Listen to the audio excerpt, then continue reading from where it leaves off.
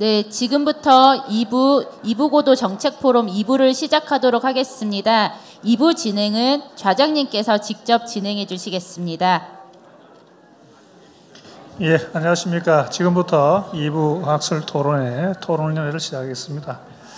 저는 이번 세션에 좌장을 받은 전통일연구원 원장, 현재는 한국평화협력연구원장 손기웅입니다. 네.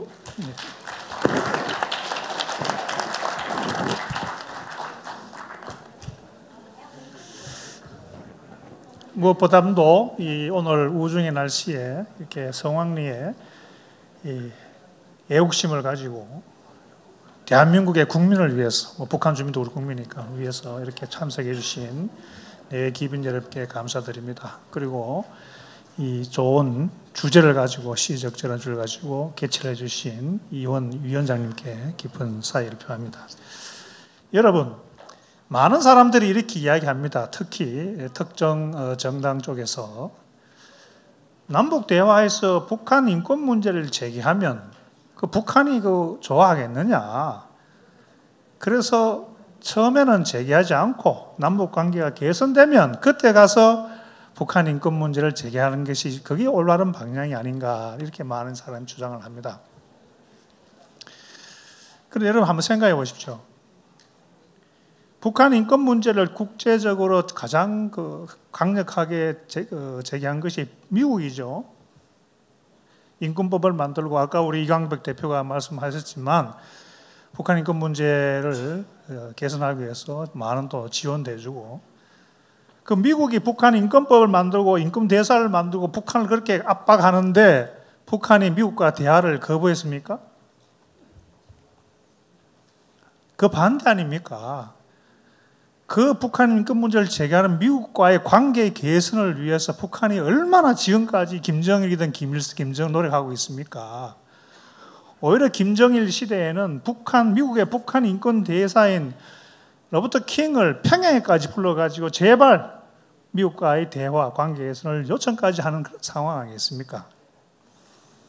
북한이 남북 대화에 임하는 것은 그들의 셈법, 그들의 이익에 의한 것이지 인권 문제의 제기 그것이 아닙니다. 그리고 또 관계가 개선되면 북한 인권문을 제기하겠다. 여러분, 대한민국의 한 정부의 정권이 몇 년입니까? 10년, 20년입니까? 5년입니다.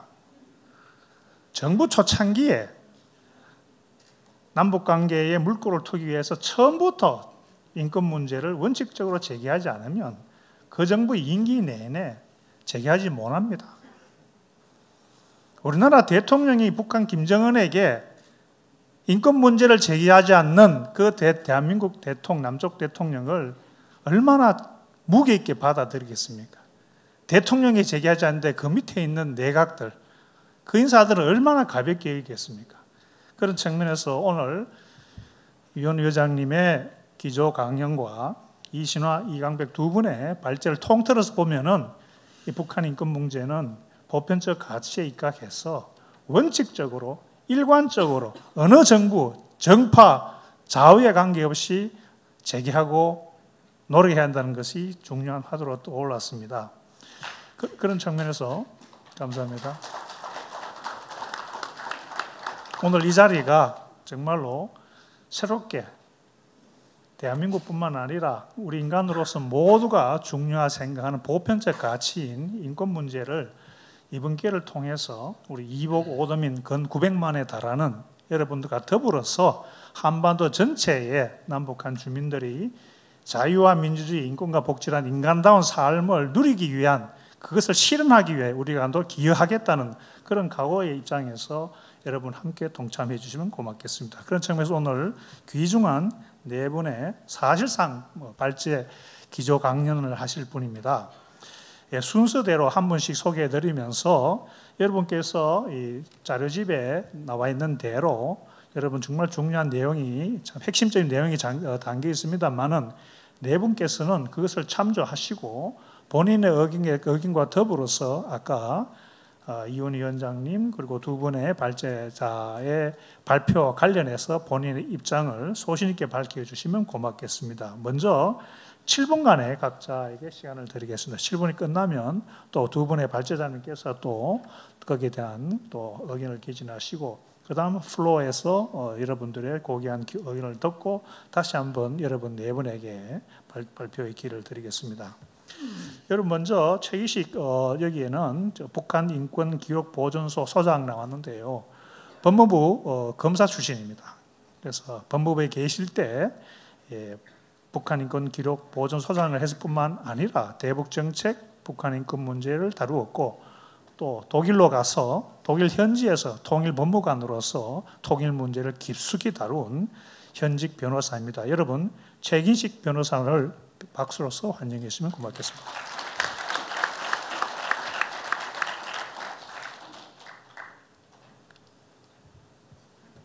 제가 할까요? 네, 방금 송기웅 원장님으로부터 소개받은 최기식 변호사입니다. 시골 경남 밀양에서 컸는데요. 아버지가 일제에 18살 때 소작을 강제징용을 가시고 소작농으로 이렇게 저 6남매를 키웠는데 저만 공부를 해가지고 법과대학에 가서 고시를 해서 입신양명을 해봐야 되겠다 이런 생각으로 공부를 하다가 고시를 4번 떨어지고 5번째 합격하는 과정에서 굉장히 큰 어려움들이 많았습니다. 그 어려움을 통과하면서 사법고시가 되면서 이 법조인의 이 그릇이 선물이 하늘이 내게 준 선물이기 때문에 나를 위해서 담지 않고 조국을 위해서 국가를 위해서 담아야 되겠다는 생각을 하고 사법연수원에 가서 무엇을 할까 이렇게 고민하는 중에 통일법학회를 만나게 되었고 통일이란 단어가 제 가슴 속에 들어와 버려가지고 통일에 제 일생을 걸기로 했었습니다. 그런데 아버지께서 나도 면사무소에 가서 면석이들한테 자판기 커피 한 잔 얻어먹고 싶다, 판검사가 되라 하셔가지고 어쩔 수 없이 찾아보니까 법무부 안에 통일을 준비하는 특수법령과 나중에 통일법무과가 있더라고요. 그래서 통일법무과에서 검사하고 과장하면 되겠네 하고 검사가 되었습니다. 그런데 운 좋게도 독일로 1년간 뮌헨에서 연수를 하고 이후에 독일에 외교관 자리가 생겨서 2년간 베를린에서 외교관 생활을 하게 되었고요. 귀국하자마자 법무부 통일법무과장에서 2년간 과장으로 통일 준비를 하게 되었고 이후에 또 북한인권법이 통과되면서 북한인권기록보존소 소장을 하게 되었습니다. 또 민간으로 변호사 생활을 하자마자 NKDB 북한인권정보센터에서 또 북한인권기록보존소가 있습니다. 거기서 또 소장을 맡아달라고 해서 명실공히 민간과 국가 두 곳에서 북한인권기록보존소장을 하고 있는 사람입니다.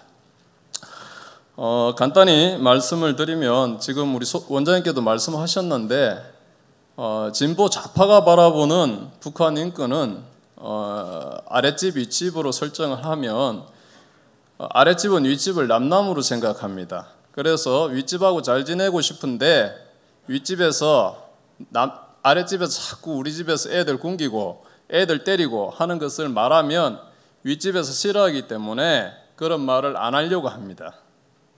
그 단적인 예를 들어 보겠습니다. 제가 북한인권기록보존소장을 할 때 어느 날 법무부의 두 기둥에 양쪽 법무부 올라가는 두 기둥에 법무부 로고가 있고 그 아래에 북한인권기록보존소 로고가 있었는데 어느 날 직원들이 와서 소장님 우리 기록보존소 로고가 저쪽 기둥으로 옮겨졌는데요. 그래서 왜 그래 그랬더니 확인해 본 결과 장관님이 사진을 찍을 때마다 북한인권기록보존소 로고가 나오니까 기분이 안 좋다, 저쪽으로 옮겨라고 했던 겁니다. 그게 지난 정부의 단적인 북한 인권에 대한 단적인 생각을 보여주는 거고요.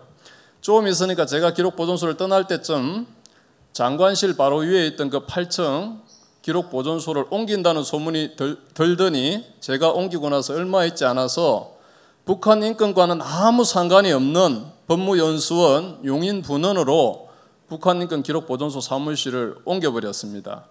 그리고 좀 있더니 이 북한인권 기록보존소는 독일의 그 가장 동서 국경을 길게 연하고 있던 니드작센주에 짤츠기트 기록보존소를 모델로 한 것인데 거기는 1961년 베를린 장벽이 만들어지고 나서 그해 11월에 만들어졌는데 그 이후로 89년, 90년 통일이 될 때까지 무려 30년 동안 한 번도 검사가 그 소장을 맡지 않은 곳이 없었는데 저희가 용인으로 옮기고 난 다음에 북한인권기록보존소 소장, 그 밑에 일하고 있던 검사들을 모두 교체해버리고 일반 행정직원으로 다 채워넣었다는 겁니다.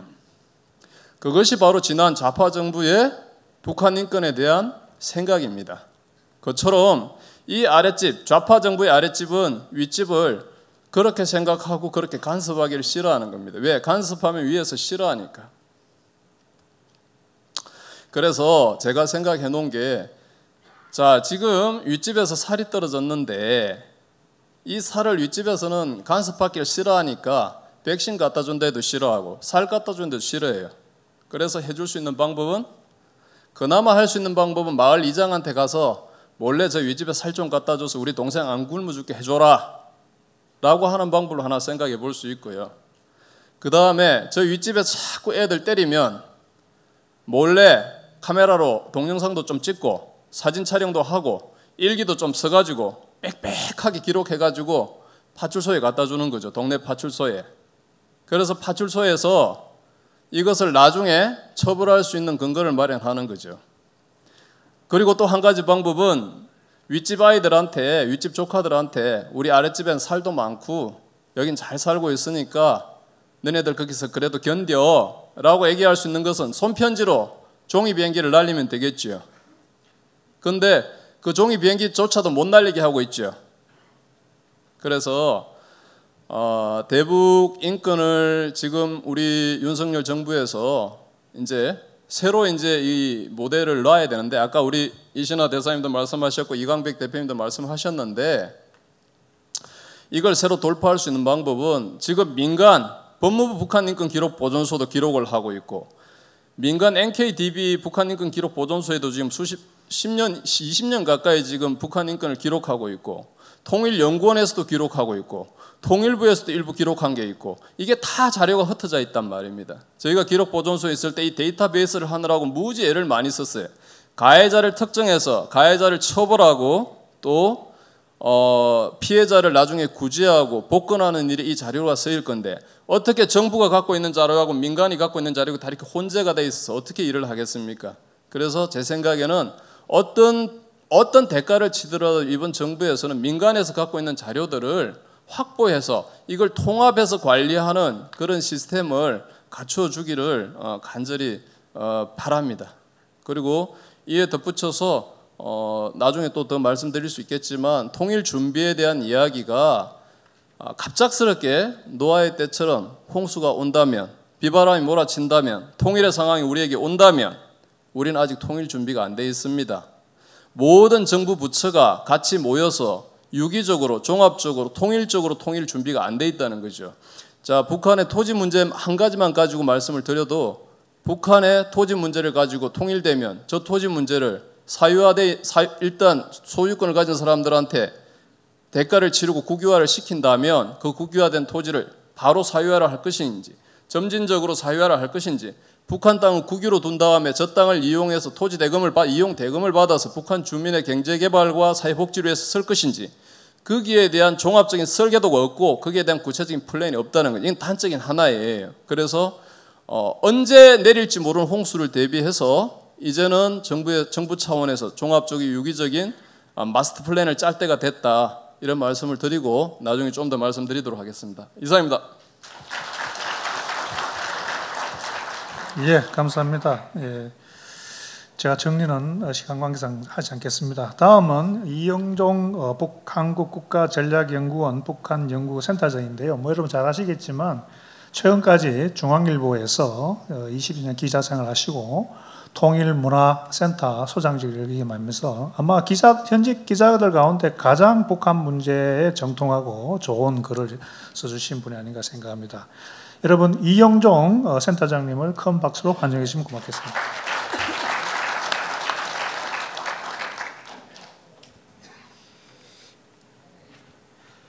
네, 언론인으로서 현장에서 또 최근에는 이제 학자로서 또 연구 대상으로 북한 문제를 매일 살피고 있습니다.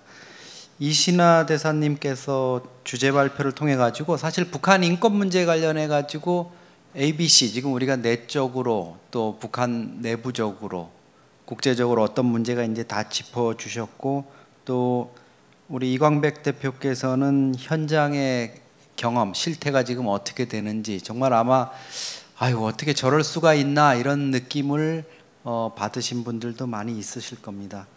이신하 대사님 발표하신 내용 중에서 저는 컨트롤 타워가 필요하다는 부분에 대해서 많이 공감을 하고 있습니다. 저도 사실 토론을 하면서 그 말씀을 드리려고 했었는데 미리 이제 말씀을 주셨는데요. 그 과유불급이란 말이 있지 않습니까? 인권을 얘기 안 하고 침묵할 때보다 참 좋은 상황인 것 같은데 너무 여기저기서 너무 이게 정제되지 않은 얘기들이 나오고 있고, 그리고 제가 더 뭐 구체적으로 말씀을 안 드리겠습니다만은 내년 4월에 총선이 있다는 그런 것과도 많이 연관이 돼 있다. 그래서 인권 단체들뿐만 아니라 뭐 탈북민 사회라든가 여러 그 그룹들에서 그런 요소가 지나치게 좀 개입돼서 과잉되는 부분이 있다. 이 부분을 좀 정부나 아니면 민간단체 자체로도 좀 정리가 됐으면 좋겠다 하는 그런 부분을 좀 하나 덧붙여서 말씀드리고 싶고요. 우리 이광백 대표께서도 비슷한 맥락에서 얘기를 해주셨는데 사실 이게 너무 이렇게 난립이 되다 보면 단체끼리도 아까 과당이 있다고 대사님께서도 말씀해 주셨는데 이게 이러면 지금 이 윤석열 정부에서 문제라고 얘기하는 카르텔 문제라든가 또 좀 거칠게 얘기하면 보조금 빼먹기 경쟁으로 가서 나중에 또 좋지 않은 결과를 맞을 수 있다. 그래서 그 부분이 조금 걱정이 된다. 이런 말씀을 드리고 싶습니다. 이게 뭐 정부에서 과연 이거를 잘 조정을 해주실 수 있을지는 모르겠어요. 뭐 케네디 대통령 때 그런 게 있었다 그러죠. 케네디 대통령이 취임을 해서 보니까 위원회가 너무 많아가지고 강요회의를 다 소집해가지고 야 이거 위원회가 너무 많다. 위원회를 없애야 되겠다 이랬더니 강요가 딱 일어나더니 그러면 위원회를 없애기 위한 위원회를 하나 더 만들면 어떨까요? 그랬다는 거죠.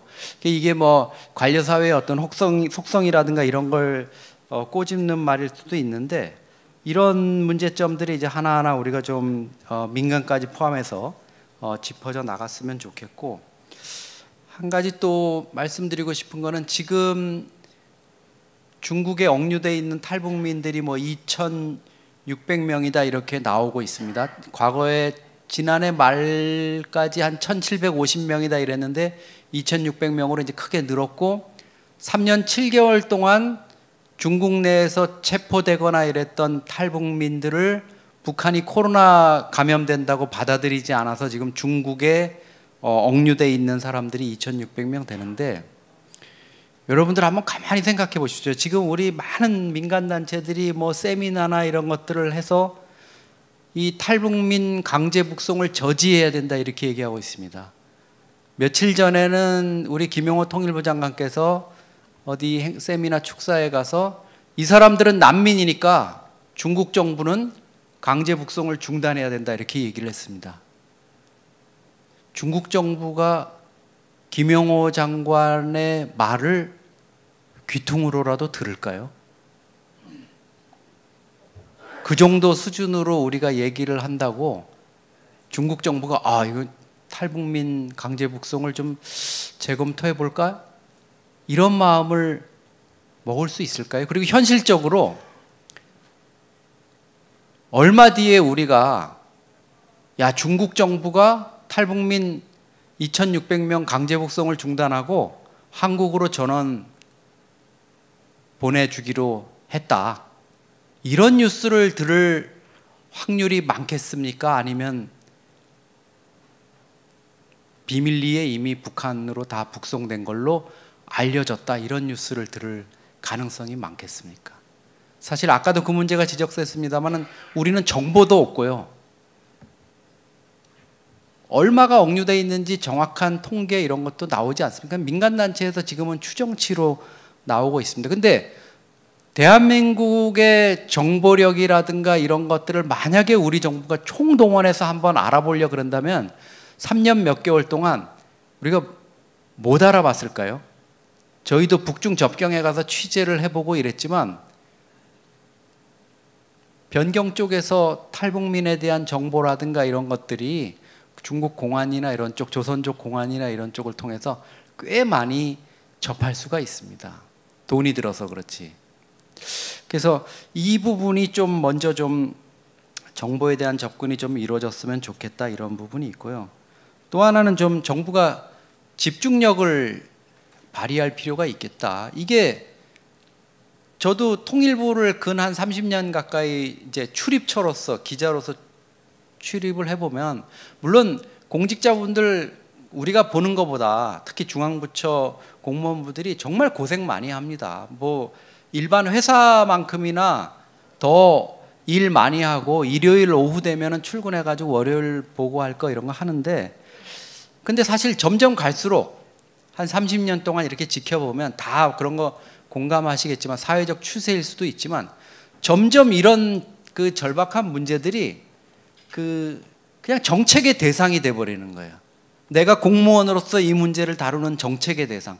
뭐 9시부터 6시까지 그냥 좀 들여다보다가 가는 거. 근데 여기 계신 분들은 생각이 조금 남다르실 거예요. 우리 이북오도민 또 이북오도위원회에 관심을 갖고 참여하시는 분들은 DNA 자체가 나는 실향민이고 나는 북한으로 돌아가야 되고 우리 아버님이 뭐 저도 마찬가지지만 우리 아버님이 남기신 뜻이 있고 나는 그래서 이런 게 있는데 사실 공직사회가 통일부든 뭐 이런 부처들이 그렇게 절박하고 집중력을 발휘하지 않는다는 거죠.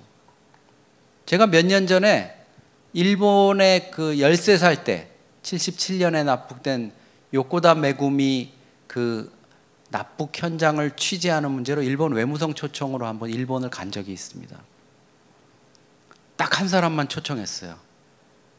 공항에 내리니까 일본 외무성 직원들이 다 해가지고 니가타까지 신칸센을 타고 갔는데 정말 이 사람들이 이 기자 한 명한테 외국에서 온 기자 한 명한테 자기네들의 납북자 이 문제 해결을 위한 노력을 설명하기 위해서 일본 경시청 직원이 그 30도가 넘는 떼약부터 검은 정복을 입고 77년도 그 당시 실종하던 날 작성된 수사 기록을 들고 나와서 설명을 해요.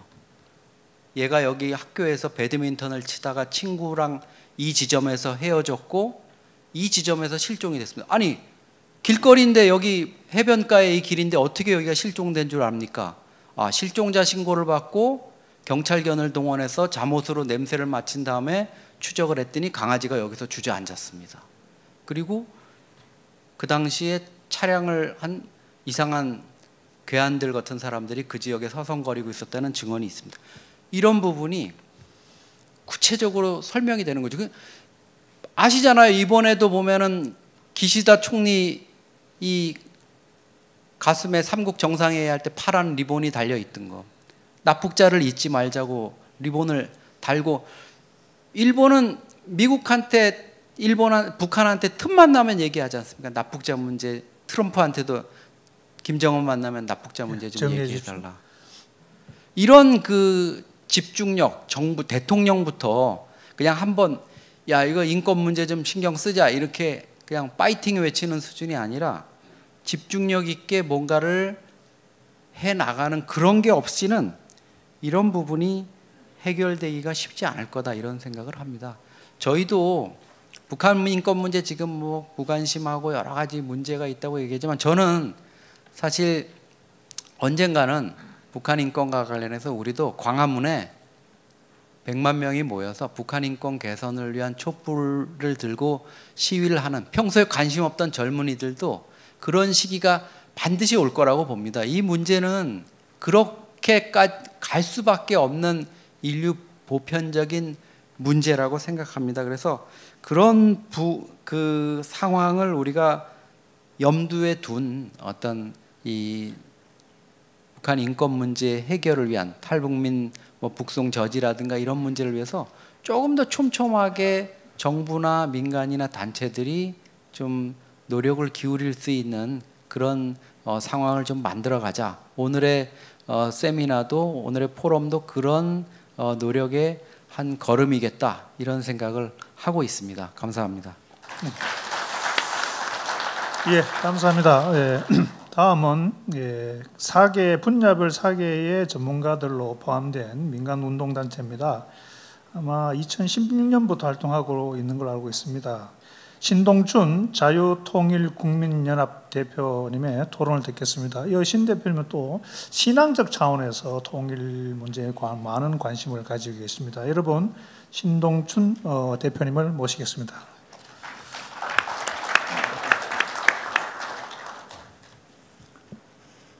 예, 감사합니다. 네, 좋은 기회 주셔서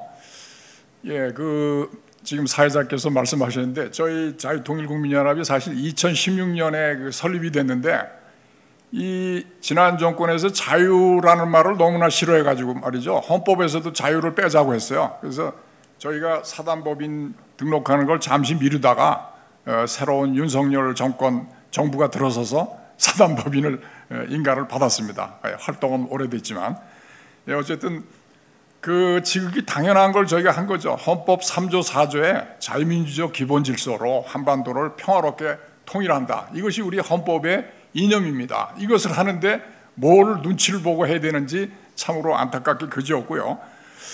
오늘 말씀들을 많이 하셨는데 이훈 우리 이부고도 위원장님, 이신화 대사님, 이광백 대표님 말씀을 다 하셔서 답도 다 나오고 문제 제기도 다 하셔서 사실은 더할 말은 없지만 그래도 이 인권 문제 이것은 말도 많이 해야 되고 또 앞으로 행동도 많이 해야 돼서 자꾸 하는 것이 중요하다고 생각을 합니다.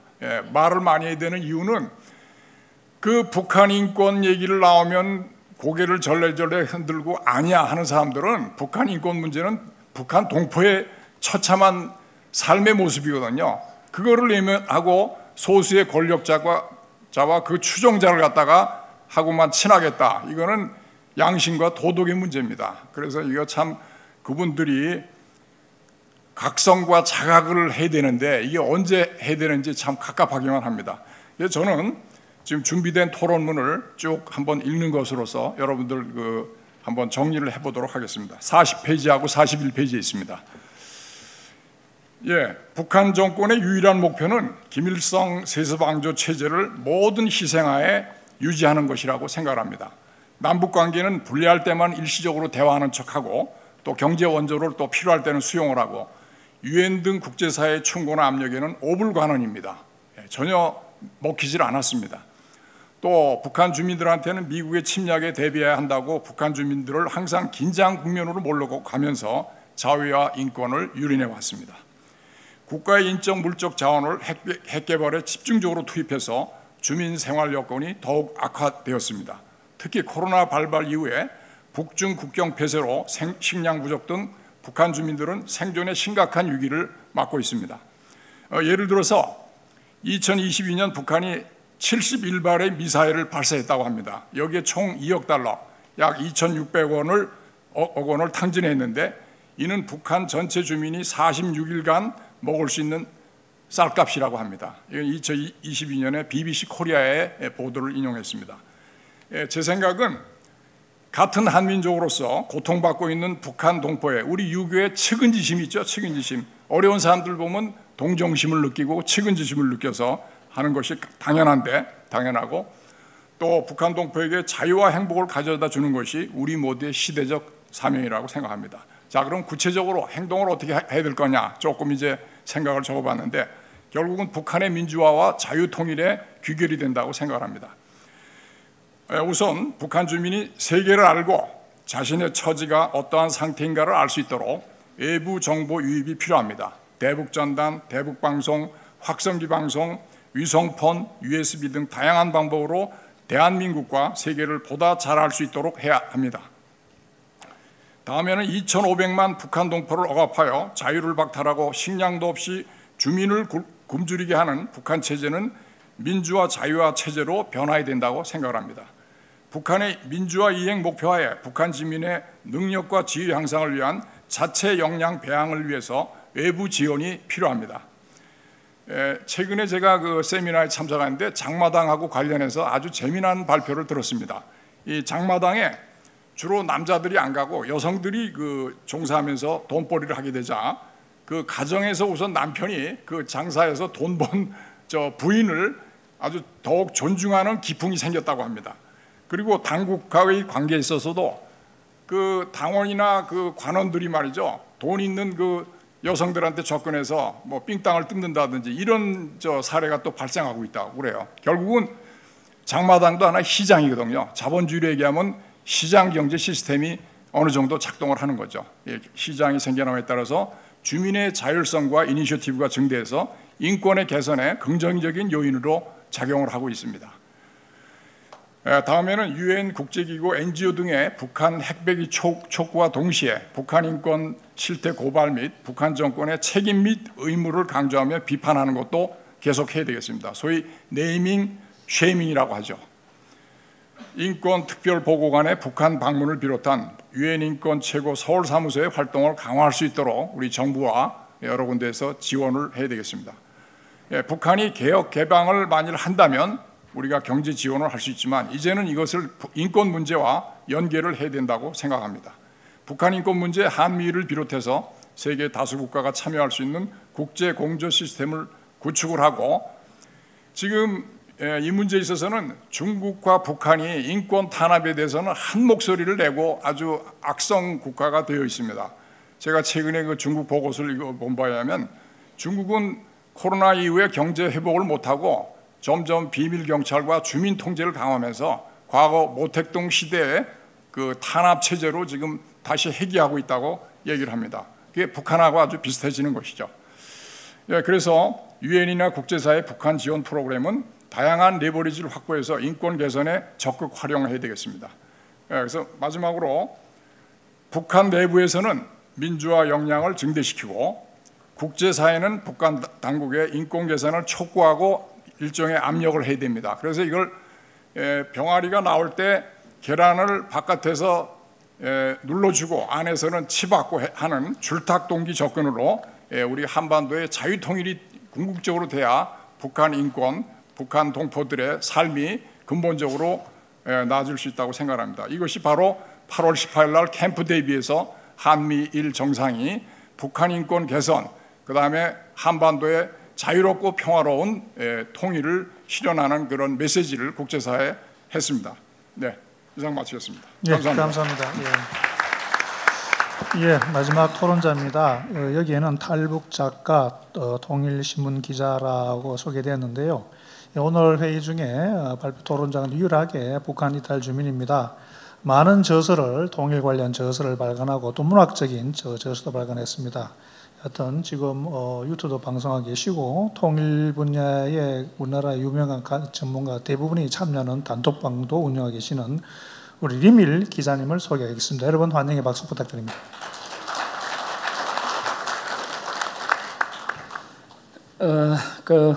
아까 토론에서 이신하 대사님이 그 북한 문제 중에서 두 번째로 거론한 해외에 있는 북한 근로자도 이제 인권 피해 대상자다 그랬죠. 그리고 또 북한에서 남아서 지금 다 그냥 죽음 상태로 대답 버린 국군포로들 이제는 없다고 보면 됩니다. 북한에 생존하는 국군포로는요. 여기 들어온 사람도 한 10여 년 전까지만 한 8, 90명이었다가 이젠 5분 정도 남았습니다. 그분조차도 이제 휠체어에 거동 불편한 상태고요. 두 부류를 지적했는데 이 대사님이 제가 해외 근로자 출신 노동자입니다. 해외 노동자 출신의 탈북민입니다. 저는 68년생이고 평양에서만 28년 살고 지금 서울에서 27년째 살고 있어요. 해외에서 이제 쿠웨이트 노동자로 나갔는데 5개월 일하고 이제 남한으로 온 이유는 단 하나, 월급을 못 받았기 때문에 5개월간 월급 안 줬어요. 그래서 제가 그 사실을 제가 유엔에 가서랑 그대로 실토했어요. 그러니까 북한에서는 저 새끼 일하기 싫어서 뺀들뺀들하다가 남조선으로 도망쳐가지고 허튼 소리 제친다고 우리 민족끼리에서 그렇게 말하더라고요. 날 보고요. 월급 줬으면 내가 안 왔지. 여기에 월급 안 줬는데 5개월 동안 사실은 사실대로 말해야죠. 저 유엔에 가서 말할 땐 거짓말하면 안 되죠. 내가 나쁜 사람이잖아요. 사실대로 말해야죠. 그래서 이제 그 해외에서 한 5개월 근무하는 건 정말 그 아까 이 대사님 얘기했지만은 하루 13시간, 14시간 맞습니다. 그렇게 일을 했습니다. 근데 그 해외에서 일한 것 북한 근로자들에게 돈 안 주는 건 아니에요. 해외에서는 다 줘요. 안 주는 게 이제 노동당에서 안 주는 거죠. 그대로 이제 당에 송금돼요. 이게 나와야 돼. 돈은 나와야 되는데 이 김정은 주머니는 들어는 잘 가는데 나오진 않나요. 이게 외화를. 참 희한한 나라예요, 그게.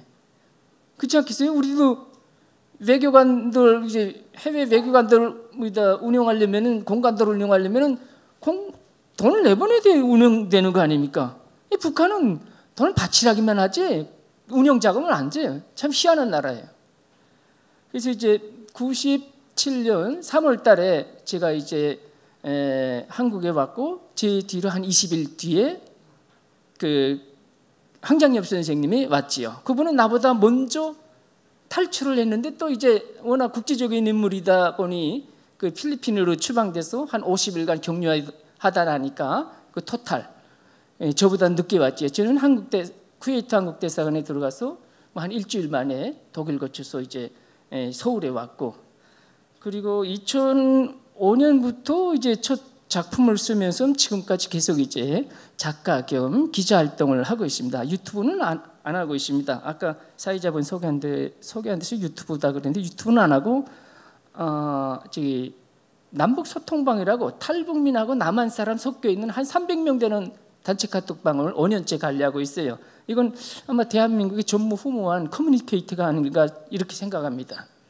탈북민 150명, 남한 사람 150명이 한 방에서 이제 문화를 공유하는 거죠. 통일 문화, 뭐 이북 문화든 남한 문화든 통일 문화 아니겠습니까?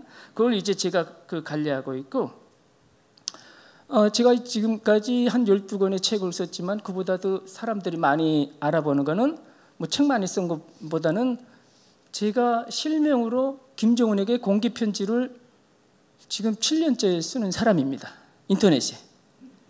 당신이 이거 잘못했다.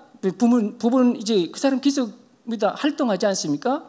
며칠 날 이거 했는데 그건 잘못됐다. 이렇게 제가 냉정하게 이제 지적하는 사람 중에 한 사람입니다. 그걸 왜 시작했냐면 2015년도에 시작했는데 제가 평양을 떠날 때 이제 그 순환공항을 이용해서 나왔어요. 그 고려 항공 타고 나왔는데 그때 순환공항을 이용했는데 이 김정은이 제가 96년도에 나왔고 김정은이 2011년도에 이제 그 수령이 되지 않았습니까? 이 사람 수령되자마자 한 2, 3년 있다 뭘 하는가 참 뭘 부숴 던지고 초기에는 엄청 많이 이렇게 다녔어요. 뭐 인민들 어떻게 해보겠다고요. 그 중에 하나가 이제 그 평양 공항을 두들겨 부시고 새 공항을 짓더라고요. 그래서 내가 보건데 저 사람 좀 한심하네. 저는 그렇게 생각됐어요. 왜냐하면은 기존 공항보다 크고 반짝반짝하게 지었어요. 내가 보건 데는 잘못된 거예요. 그게 제가 북한에서 28년 살지 않았습니까? 북한은 체제가 잘못됐어요. 전 세계에 그 나라 방문할 때 들어가서 나올 때까지 정보요원이 붙는 나라는 북한밖에 없습니다. 여러분 거꾸로 생각해 보세요. 여러분 누가 돈 많이 주는데 지금 미국 여행 갔다 오는데 미국의 공항에 내리자마자 올 때까지 CIA나 FBI가 따라다닌다면 그거 가겠어요? 에? 갈 사람이 있겠어요? 그거? 그렇지 않아요. 배낭여행도 없고 그 나라에는 배낭여행이 자유여행 아닙니까? 이것도 없고 국가 보위부 안내원이죠 그냥. 근데 그 소속은 이제 보위부 소속이죠. 다 보고하고 그 보위원이 따라다니면서 이제 관광시키는데 그거 찝찝해서 가겠어요? 이게 잘못됐는데 그래서 북한에 관광객이 없는데 북한에 저는 그렇게 생각해요. 북한이 저거 자유여행만 해도 저 세계 관광 최고의 나라가 되지 않을까 저는 생각합니다. 왜냐면은 지구상의 유일한 사회주의 국가 아닙니까? 그 향수에 못 이겨서 또 신비에서도 그거 관광 가겠다는 사람들이 적지 않을 거예요. 근데 이제 그 체제가 잘못된 건 생각 못하고 공항이 낡아서 이제 안 들어온 줄 아는가 봐요. 김정은이가 공항 멋있게 지었어요. 2015년에 완공했어요. 와서 테이프 끊었어요. 보니까 제가 계산해봤습니다. 쭉 체크해봤어요. 안 들어요. 관광객이. 그때나 전이 새 공항 짓기 전이나 후나 똑같아요. 그대로예요. 그리고 코로나 터졌죠. 이번에 지금 엊그저께인가 베이징 공항 이제 개통해 베이징 그 항로 개통해 가지고 전에 3년 7개월 만에 열었다 그러죠. 그냥 북한 사람들만 실어 오르고 내려가는 거예요. 거기 정상이라면 외국인들 막 들어가서 관광하고 뭐 북한 사람들 나와서 관광하고 그래야 되는데 이건 안 되는 거예요. 그냥 그게 잘못된 거예요 이게. 그러니까 내가 저 사람이 정말 뭘 모른다. 근데 그게 한심해서 그때 첫 시작인 게 이제 김정은께 보낸 편지 1화를 시작으로 해서 지금 107화까지 계속 쓰고 있습니다. 지금 8년째 되고 있는데 일종에 이해하면 그렇다는 거죠. 잘못된 정책을 꼼꼼히 제가 지적하는 그런 편지를 쓰고 있습니다. 자, 북한 올해 23년이지요. 2023년 여러분 지금 8월 이제 말 다 가고 이제 한 뭐 3, 4개월 지나면 2023년 해 넘어갑니다. 여러분 오늘 12월 30일이라고 생각하고 2023년 대한민국에 특별한 일 뭐 있었지? 하고 꼽으라면 뭐 있을까요? 특별히? 잘 없을 거예요 우리나라에는. 근데 북한에는 있어요. 북한은 12월 말에 가지 않고 지금 계산해봐도 북한은 특이한 일이 있어요. 북한은 전 세계에서 2023년 북한은 한 해에 열병식을 3번 한 나라입니다. 역사의 전무후무에 이거 지구가 생겨서 한 나라가 한 해에 열병식을 3번 한 나라는 없어요. 지금도 없을 거 앞으로도 없을 거 미친 나라 아니고는 그건 불가능한 거예요. 그거는. 그러니까 이거 김정은이가 이게 이상한 사람이에요. 이게 그냥 이제 뭐 어떤 때는 군복 입고 나서 2월달 열병식은 2월달에 했고 7월달에 했어요. 열병식을요. 그리고 이제 9월달에 해요. 그 다 이제 북한 무슨 기념일인데 2월달엔 그 자기 10살짜리 딸 데리고 나와서 관람했어요. 봤잖아요. 김주에 나와서 그냥 장성들 그냥 90도 인사하고 그냥 가족 위한 열병식 했어요. 그냥 7월달에 러시아 국방상하고 중국 대표단장 옆에다 끼고 했어요. 그냥 이웃 형님들 좀 보여주려고 했어요. 그렇잖아요. 이제 9월달 민간 열병식 한대요. 또 이것도 김정은이 심심하니까 그냥 그거 보기 좋으니까 하는 거예요. 그냥 그거 북한이 무슨 경제 발전이나 인민들 배불리 먹거나 이건 아무 상관없는 거예요. 그거는 김정은이 2시간 동안 거기에 서서 그 얼마나 그 감개무량하겠어요. 그냥 2천만이 그냥 그 사람 한 명만 보면서 그냥 만세를 외치니까 이게 미친 나라예요. 그게.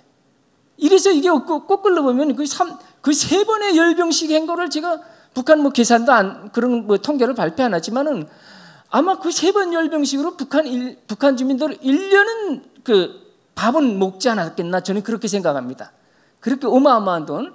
그 열병식 여러분 뭐 흥미 없는 사람들은 잘 안 보지만 또 저희 같은 북한 사람들은 전문가들은 잘 체크합니다. 진짜 세계 최고입니다. 근데 그 세계 최고 열병식 하기까지는 잘 먹인다는 거예요. 당연히. 제가 참가한 사람 물어보니까 몇 끼 고기 먹인대요. 이틀에 한 번씩 닭곰을 먹인대요. 그냥. 네, 정리 부탁합니다. 그러니까 이제 북한 주민들은 이제 그 속에서 정말 피폐된 인권 피해를 받고 있다. 김정은이 그런 잘못된 저 열병식이나 그냥 이상한 거 그냥 자꾸 하늘로 쏘는 거 이런 것 때문에 북한 주민들은 계속 나날이 갈수록 피폐된 인권 피해를 받고 있다. 이거는 대한민국에서 신경을 써줘야 된다. 이 말씀 드리고 싶습니다. 예, 감사합니다. 여러분 오늘 뭐 발제 토론을 모든 분들이 북한 주민들에게 다가가서 정보를 주고 한마디로 말씀드리면 그들의 눈가기를 열어줘야 된다 이 말씀을 하고 있지 않습니까? 사실 저는 굉장히 참 감회가 새롭습니다.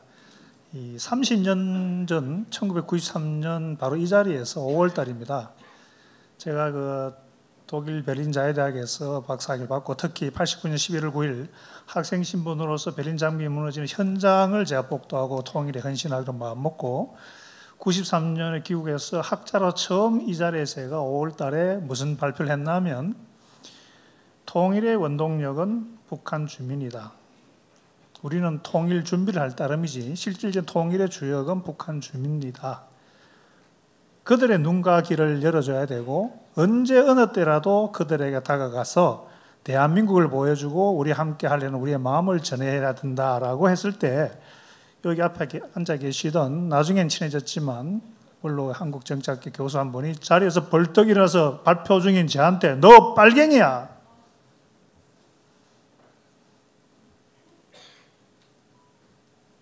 여러분 이 정말로 지극히 당연한 우리가 이 땅에 100만 달러의 국민소득을 이루고 지상 낙원을 이루어도 자유민주주의에 기초한 평화통일은 우리는 이룩할 수 없습니다. 북한 주민이 스스로 눈과 귀를 열고 깨닫고 대한민국을 보고 이게 아니구나 쏘갔다. 더 많은 자유와 민주주의 인권과 복지를 위해서 그들이 움직여야 되는 겁니다. 그들에 다가가서 언제 어느 때라도 우리 마음을 대한민국의 현실을 보여주는 이 노력을 지금과 같이 했더라면 우리의 통일은 정말로 벌써 실현되었지 않았나 싶은 생각에 정말 감회가 새롭습니다. 여튼 간에 늦었지만 지금이라도 특히 이 우리 애국 보수 우파 진영에서 언제 어느 때라도 언제 어느 때라도 지금 이 순간에라도 북한 주민들에게 북한 김정은 정권이 아니라 대한민국이라는 희망을 심어주기 위해서 다가간 노력을 해야 된다는 이 점은 여러분 정말로 깊이 간직해야 되지 않겠나 생각해 봅니다. 저의 사적이었습니다. 자, 여러분 발제와 토론을 들었습니다. 이제 오늘 이 자리에서는 여러분 지사님들 다 계시고 전문가분도 많이 계신데 특히 또 통일에 깊은 관심을 가지고 계시는데 여러분들의 질문을 받겠습니다. 아시다시피 오늘 좋은 자리가 마련되는데 여러분 질문에 국한됩니다. 만약에 본인들의 장황한 어떤 코멘트 이것은 즉시 제가 끊겠습니다. 질문 간단한 구체적으로 지명을 하셔도 좋고 포괄적인 질문 좋습니다. 짧은 질문을 해주시면 제가 가능한 여러분들의 의견을 수렴하도록 하겠습니다. 여러분 동의해 주시죠? 간단한 질문 부탁드립니다. 예, 부탁드립니다. 예, 좋은 내용 많이 들었습니다. 평안북도의 김인철입니다. 문재인 대통령 당시에 평양을 방문했을 때 김정은의 북한 주민은 현재 잘 살고 있다는 것을 보았다고 그렇게 말을 한 적이 있습니다. 과연 정말로 잘 사는 걸 보고 온 건지 의심스러울 따름이고요. 그때 당시 문재인 대통령이 평양 운동장에 갔을 때는 저는 태극기는 못 벗고 한반도 기만 나부꼈던 것 같습니다. 정말 대한민국 대통령이었는지 의심스럽습니다. 오늘 그 주제와 마찬가지로 북한 인권이라는 것이 만약 개선된다면 그것은 곧 통일이라고 저는 생각합니다. 오늘 발제하신 분들한테 이런 질문이 해당되는지 모르겠지만 북한 이탈 주민들이 북한을 탈출할 때 우리가 보통 이 북한 이탈 주문이라고 하지 않습니까? 근데 우리가 생각할 수 있는 단어 중에 망명이라는 단어가 있습니다. 이분들은 망명이 될 수 있는 건가요? 없는 건가요? 만약에 북한 이탈을 하면서 이분들이 망명 의사를 가지고 북한 정부에다가 저는 정치적이든지 아까 이신하 대사님 말씀하신 대로 인종, 종교, 국적, 정치적 이념 등 이런 것이 싫어서 북한을 탈출했다. 나는 망명 의사가 있다는 것을 이야기한다면은 과연 중국에서 이 사람들을 다시 북송시키거나 할 수 없지 않다고 생각합니다.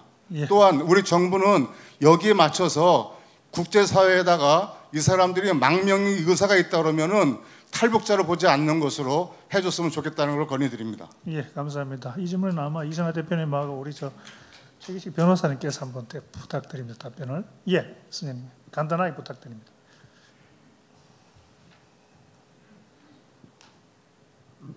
예, 오늘 뜻깊은 정책 포럼을 해주신 그 발제자분들, 토론자분들에게 감사드리겠습니다. 저는 1천만 이상가족위원회 위원장 장만순이라고 합니다. 이신화 우리 교수님, 대사님한테 질문을 하고자 합니다. 저희 1천만 이상가족위원회는 유엔의 NGO 단체입니다. 그래서 사실 매년 COI나 UPI 때 저희가 스위스 제네바에 활동을 지금 하고 있습니다. 물론 한 5년 전서부터는 활동이 좀 중단된 상태에서 올해 이제 새로운 정부가 들어와서 올해나 내년서부터 활동을 지금 재개를 준비를 하고 있는데요. 오늘 그 말씀해 주신 내용 중에 보면 결론의 그 둘째 문제에 보면 남북 대화 재개의 여지가 있을 때에 남북한 인권 대화를 포함하는 국가 차원의 NGO들과의 각 분야의 전문가들과 협력을 준비해야 된다 이렇게 말씀하셨어요. 근데 사실 지금 그 남북 대화의 재개가 지금 거의 없거든요. 그런 상태에서 NGO 단체들이 스위스 제네바의 COI에 가서 이런 문제를 제기했을 때에 아직까지 큰 성과가 지금 없었거든요. 그래서 오늘 여기 참석하신 우리 이훈 지사님도 저희 같이 유엔에 가서 이제 이런 인권위 활동을 지금 계속 하고 있는데 이러한 저희 1천만 이상 가족위원회의 모든 회원들이 상당히 고령화가 되고 있습니다. 그래서 그분들은 남북 어떤 그 상봉보다는 사실 고향을 한번 죽기 전에 가보는 것이 지금 최대의 소원입니다. 그래서 이 문제를 지금 COI에서 계속 저희가 강조를 하고 있는데 이것을 외교부나 통일부 차원에서 이러한 그 NGO들이 활동할 수 있는 어떤 범위나 또 지금처럼 남북 관계가 이렇게 소원화돼 있을 때에 NGO들이 할 일 내지는 어떤 NGO들의 방향이 좀 있으시면 한번 좀 설명해 주시면 고맙겠습니다. 감사합니다. 네, 감사합니다. 예, 또 질문 몇 분 혹시 있으면 예, 가능한 짧게 부탁합니다. 예, 미수부 경기도 행정자문위원 유식입니다. 지금 저희를 위해서 이렇게 토론해 주셔서 너무 감사드리고요. 저희가 지금 이북오도청이라고 저희가 탈북자들을 위한 단체거든요. 이북을 위해서 가는 단체인데 실질적으로 탈북하신 분들은 국정원 들러서 하나만 들러서 그냥 뿔뿔이 흩어져요. 그러니 정부에서 여기 패널 보고 계시지만 대한민국 천지의 이산가족이나 남북 관계가 모든 거에 대해서 패널로 나오시는 실질적인 저희들이 없어요. 그게 가장 안타까워요. 우리 부모고 내 친구, 내 형제인데 패널로 나오신 분, 여기 계신 분들은 탈북자분하고 나머지 다 남쪽에 계신 분들이잖아요. 그 또 한 가지 그거를 좀 말씀드리고 싶고, 탈북자가 있으면 저희 고향 분들을 저희 고향에서 알아서 해결하는 부분이 하나가 있고요. 또 한 가지는 이산가족의 날만 남북 이산가족을 하잖아요. 제가 가장 마음이 아픈 게 저쪽 분들은 남쪽에 주소지가 있어요. 저희는 200명이 이산가족을 하면요 5명이 저희 고향이에요. 그거를 정부 차원에서 한번 보신 적이 있는지. 이산가족의 날을 했는데 저기서 200이고 우리도 200이에요. 그럼 밑에 주소를 보면 경상남도, 전라도, 충청도예요. 저쪽에서는. 그거 한번 생각해 보신 적이 있는지 한번 여쭤보고 싶습니다. 두 가지. 예, 감사합니다. 예, 마지막 한 번 밖에. 예, 감사합니다. 짧게 부탁합니다. 저 뒤에 손 다시 한번 들어주실랍니까? 손 다시 한번 들어주실랍니까? 예.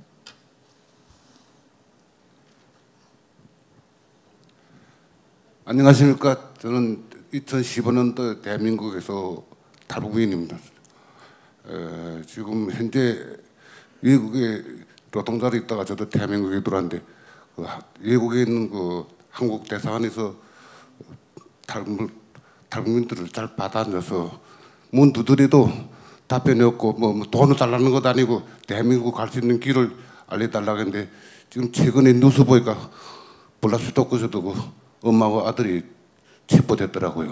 그 영사관에서 이야부리 하다가 근데 그 대한민국에서 그 도와줄 수 방법이 없는가 그런 거 물어보는.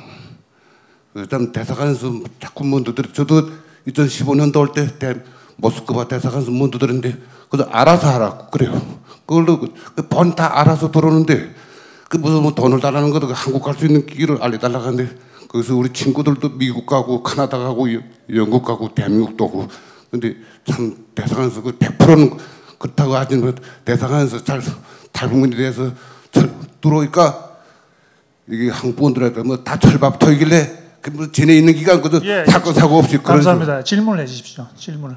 그러니까 대사관에서 탈북민들 문도 들을 때 이게 뭐 한국에 쓰는 길을 도와줬으면 감사하겠습니다. 예, 감사합니다. 예.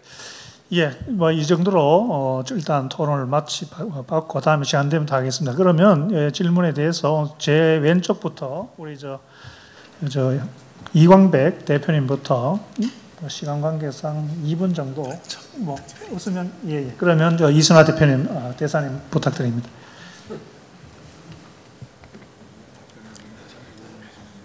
그 NGO 얘기 잠깐 먼저 드리면 혹시 그 단체도 지금 에코석 멤버이신가요? 아직도? 네. 그 이번에 그 NKDB도 에코석 그 특정 지위를 받았거든요. 그래서 다른 NGO들이 저한테 부탁을 하기를 본인들도 다 이제 요건을 갖추고 하는데 좀 잘 안 되잖아요. 그래서 그 방법 몇 가지가 있더라고요. 지금 시간 관계상 디테일하게 말씀 못 드리겠는데, 그래서 그런 거를 외교부나 이런 데에서 같이 노력을 해서 그 에코석 지위를 가질 수 있는 우리나라의 북한 인권 NGO들이 조금 더 늘어나면 저는 국제사회에서 조금 더 목소리를 높일 수 있을 것 같아요. 지금 선생님이 계시는 단체를 포함해서. 그러니까 혼자 하면서 고군분투하는 경우는 정부가 바뀌고 이러는 거에 따라서 쉽지가 않은데, 일단 유엔에 정착이 되면 그 에코석 같은 데에서 경제사회이사국입니다. 그 에코석에 단체가 NGO가 되면 본인이 단체가 잘하면 2년마다 갱신이 될 수가 있거든요. 그래서 처음에 이제 되는 과정 속에서는 외교부가 좀 도와줘야 될 것 같은 생각이 저도 들어서 그걸 제가 조금 지금 도우려고 노력 중에 있어요. 그래서 스페셜 스테이터스 갖고 계시는 거죠? 예. 저는 사실은 NKDB가 혼자인 줄 알았는데 북한 인권에 관련되는 것만으로는 처음으로 제가 들었는데, 아마 그 다양한 이슈들을 합쳐서 북한 문제, 특히 북한 인권 문제를 다룰 수 있으면 좋겠다는 생각을 하고 있습니다. 예. 그리고 망명 부분은요, 탈북자가 북한 이탈 주민이라고 부르는 이유는 가장 중요한 이유는 우리는 북한을 개별 국가로 보고 있지 않거든요. 그러니까 개별 국가인 경우는 망명이 가능하지만 우리는 북한이 우리 헌법상 우리 영토인데 그거를 정권이 불법적으로 지금 강탈하고 있는 것이고, 그래서 북한 주민들이 범죄자가 아닌 한은 우리나라로 올 때는 국민으로 보는 거 아닙니까? 그렇기 때문에 그걸 망명이라고 하는 순간 그거는 별개의 국가가 돼서 조금 국제법상 제가 알기로는 굉장히 복잡한 이슈가 되기 때문에 망명으로 보지는 않는 것 같고요. 아까 선생님 말씀하셨던 것처럼 왜 영사관에서 그 탈북자들을 받아들이지 않느냐라는 얘기를 하셨는데, 제가 알기로는 그거를 그냥 관심이 없어서 받아들이지 않는 건 아니고요. 그 나라와의 관계 부분도 있고, 그 다음에 또 무작정 받아들였었을 때 오히려 다른 들어오지 못한 사람들에 대한 그런 문제들, 그래서 기본적으로는 약간 조용한 외교를 추진했었던 건 맞는 것 같습니다. 이제 그런 방법들을 국가가 고민하지 않는 건 아니라는 얘기를 좀 드리고 싶고요. 이제 그러한 과정 속에서 조금 더 신경을 써야 된다라는 부분은 정부가 좀 귀담아 들을 필요는 있다라는 생각을 했습니다. 하나만 더 말씀을 드리면 지금 저희가 그 북한 인권 기록 보존 그 부분이 굉장히 중요하다고 말을 했고요. 저는 그게 중요한 이유 중에 하나는 북한 인권을 침해한 거는 김정은을 비롯한 북한 인권의 정치 지도자들이 시간의 그 구속이 없습니다. 그러니까 70년이 지나건 80년이 지나도 범죄를 한 것은 결국은 어카운터빌리티, 책임 규명의 대상이 될 수밖에 없거든요. 이제 그러한 것을 끊임없이 발신하고, 또 아까 우리 최 소장님 말씀하신 것처럼 좀 우리가 조금 더 종합적이고 체계적으로 그걸 기록을 해 놓으면 그거는 내가 잘못하면 나중에 이런 처벌을 받을 수 있겠구나라는 것 때문에 예방 효과가 있거든요. 그래서 그러한 의미에서도 저는 종합적 체계적으로 아까 민관을 같이 해야 된다는 얘기는 저는 미처 생각을 못 해봤는데 굉장히 중요한 방법 중에 하나라고 생각을 했습니다. 그런데 거기에 그래도 제가 하나 더 덧붙이고 싶은 거는, 제가 북한 인권 협력 대사로서는, 국제 협력 대사로서는 책임 규명을 더 강조하고 있는 것은 사실입니다만, 책임 규명만 강조하는 경우에 북한은 전혀 귀 기울이지 않는다면 실질적으로 북한 주민의 오늘 당장 먹고 사는 문제는 어떻게 해결해야 되는 문제도 되게 중요하지 않습니까? 저는 그게 인권의 가장 중요한 부분이라고 생각을 합니다. 그러한 의미에서는 국제사회와 협력해서 북한 당국과 인권 대화를 하든 아까 제가 말한 그러한 것들을 포함해서 실질적으로 북한 주민에게 어떠한 인도주의적인 지원을 줄 수 있는지를 고민하는 것도 북한 인권을 증진시키는 데 굉장히 필요한 방안이라고 생각을 하고 있습니다. 네, 네, 감사합니다. 최기식 변호사님 부탁합니다. 아까 그 난민 그 망명 부분 말씀하셨는데 우리 대사님 말씀을 좀 더 보태면 사실 영국이나 캐나다나 이런 데서는 또 난민의 지위를 인정해서 받아들이는 경우도 있거든요. 그 중국 정부와 이 문제는 결국 외교적으로 풀어야 되는 문제입니다. 우리가 중국 정부랑 좋은 관계를 유지하고 그래서 중국 정부에서 이 문제를 북한으로 강제 북송을 하지 않도록 우리가 어떤 조약을 협상을 이끌어내는 게 사실 지금 정부의 또 과제고 그렇게 해야 합니다.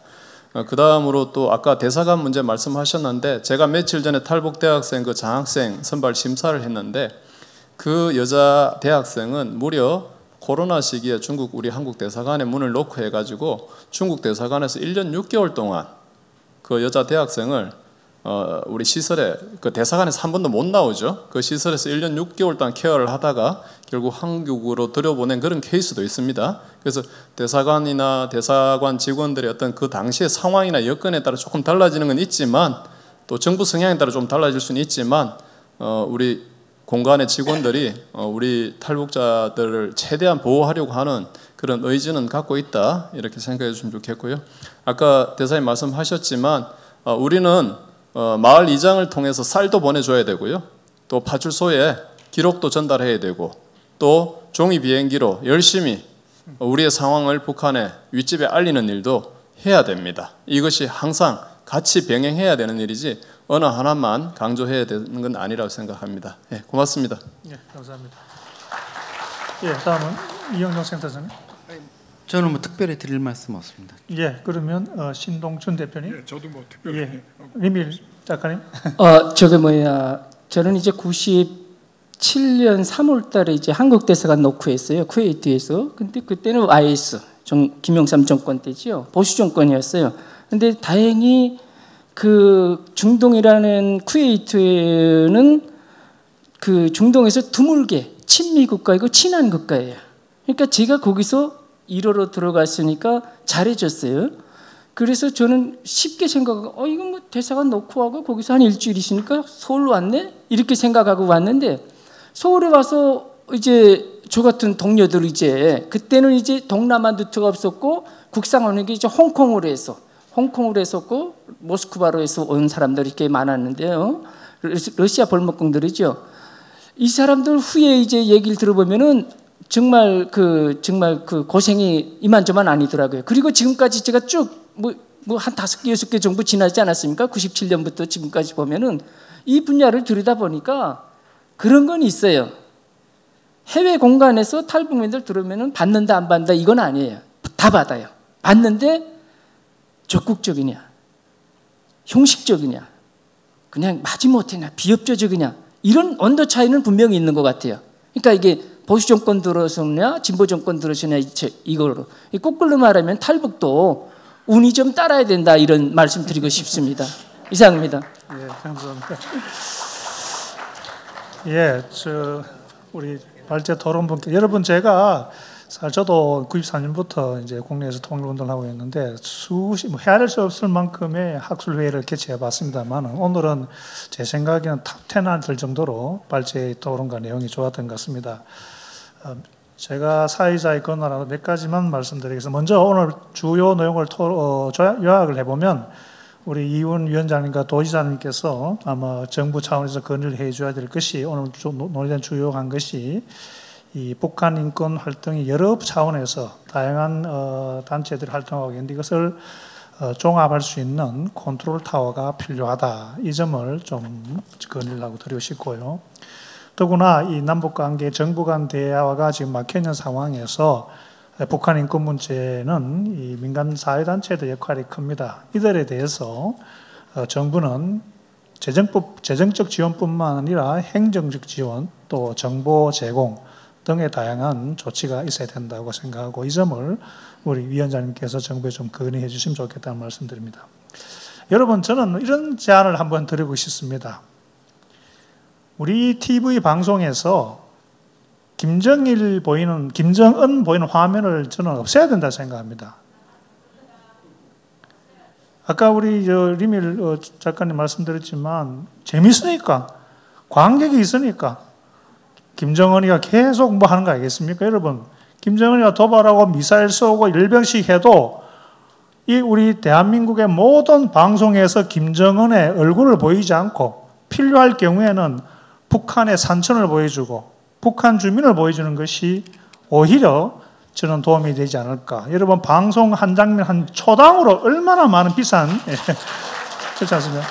얼마나 많은 김정은이가 정말 남한 사회에 뭐 수조 단위의 돈을 한 푼 들이지 않고 본인을 광고하고 남한의 언론 방송에 나온 이 자료 화면을 자기들의 세뇌 교육 통치에 이용하고 있는 거 아닙니까? 여러분 가운데, 우리 국민 가운데 물론 그런 사람도 조금 있겠습니다만 김정은 9시, 7시 뉴스에 보고 싶은 사람이 있습니까? 이 점 우리 한번 건의했으면 좋겠다는 말씀 드리고요. 아까 질문하신 우리 북한 이탈 주민, 해외에서 대한민국의 문을 들었을 때 기대했던 반응이 오지 않았다고 말씀하신 정말 중요한 사실입니다. 우리 윤석열 대통령께서 다음 혹시 기념사나 하여튼 공개적인 자리에서 이렇게 말씀하시면 좋겠습니다. 나는 대한민국 대통령으로서 북한 주민이 자유의지에 의해서 언제 어느 때 얼마라도 누구라도 대한민국의 문을 두드리면 다 대한민국 국민으로 받아들일 것이다. 이렇게 한번 선언해 주시면 정말로 북한에 있는 대한민국 대통령이 그런 말을 하시면 비록 북한 주민들이 탈북을 원하더라도 이야, 대한민국 대통령이 나의 삶에 나를 대한민국 국민으로 생각하는구나. 정말로 큰 영향을 주지 않을까 생각해 봅니다.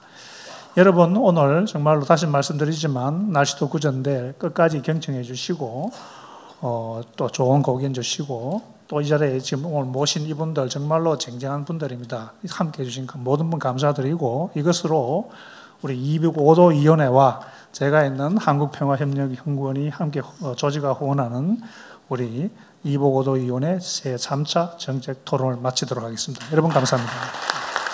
네, 포럼을 이끌어주신 이하경 좌장님을 비롯한 발표자 토론자분들께 다시 한번 큰 박수 부탁드리겠습니다. 네, 이윤 위원장님께서 마무리 말씀해 주시겠습니다.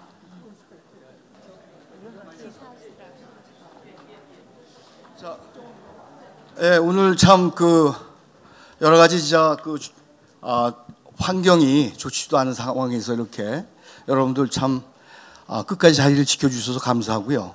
오늘 제가 총론으로 생각하기에는 사실 좀 아까 우리 발제를 해주신 이순화 대사께서도 말씀하셨지만은 이게 통일 후에도 우리가 통일 후에도 인권 대화가 계속돼야 된다는 것, 그것이 상당히 저한테는 와 닿았습니다. 그래서 저희가 이 북한 인권과 민주화에 대한 거는 지금의 문제이기도 하지만 앞으로 우리가 미래지향적으로 우리 스스로가 계속해서 이어나가야 되는 어떤 대화라고 하는 것을 제가 느꼈고요.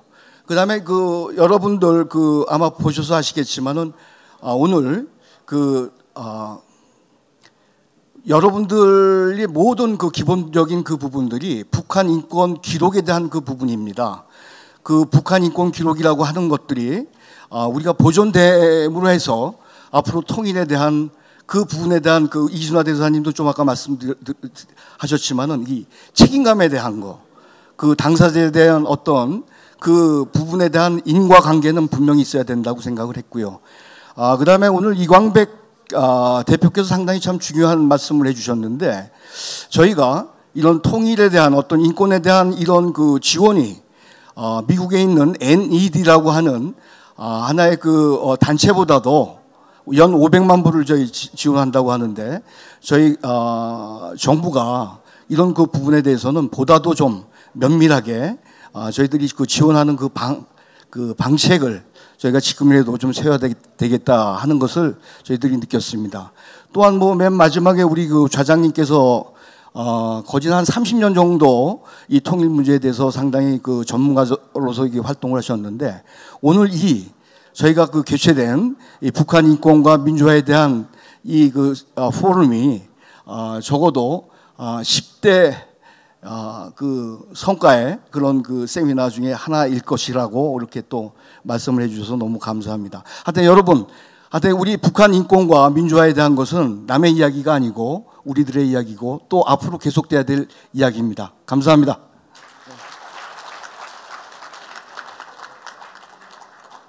네, 이것으로 2023년 제3차 이북오도위원회 정책포럼을 모두 마치겠습니다. 오늘 바쁘신 일정 속에도 참석해 주신 모든 분들께 감사드립니다. 안녕히 가십시오.